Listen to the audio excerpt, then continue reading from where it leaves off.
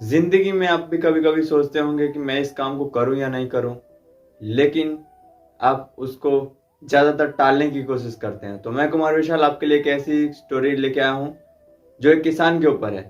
किसान तो होता बहुत गरीब है, लेकिन वो दिल से बहुत अमीर होता है, क्योंकि वो बाढ़, धूप, ओले सबको झेल पाता है। और उससे बड़ा बैंक भी नहीं होता, क्योंकि उसके खेत में एक बीज डालने पर वो 1000 बीज पैदा कर सकता है। तो ये कहानी एक किसान के ऊपर है। जो किसान बहुत ही मायूस हो जाता है, बाढ़ आता है, उसका फसल डूब जाता है, तो कभी ओले आते हैं तो उसका फसल खराब हो जाता है।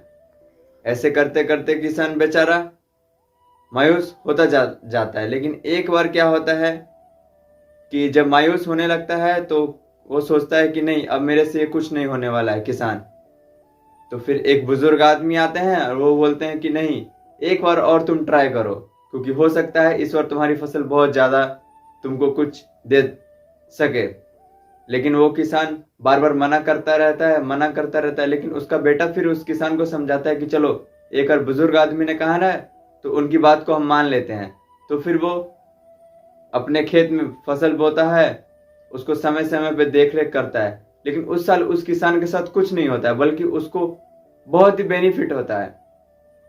बाद में वो बुजुर्ग इंसान आता है और किसान से बात करता है, बोलता है कि तुम्हारी फसल तो यहाँ पर सबसे अच्छी है।